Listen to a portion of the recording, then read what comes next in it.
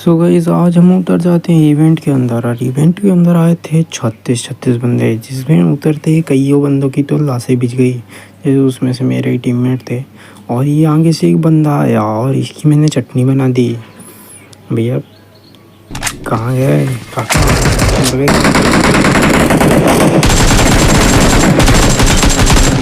ये तो बहुत बड़ी बात हो जाती है। भैया नीचे आते ही यार किसी ने मेरे को मार दिया यार। ये कैंपर लोगों को क्या करूँ भाई? अबे वो चच्चा हटो ना यार तुम। ये कैंपर लोगों को क्या करूँ भाई मैं ऊपर बैठा था कैंपर चच्चा। अब हम लोग फेंक देते इसके ऊपर गरम गरम दारू की बोतल। और तुमको तो पता ही है आजकल कितनी गर्मी है, गर्मी से ही मर जाएगा। मर गया साला। और यहाँ देखो ये बाबू सोना जादू टोना कर रहा था। बाबू तुमसे प्यार करती है नहीं करती, लेकिन मैं तो करता हूँ। खत्म। छोड़कर गया था कि तेरी माँ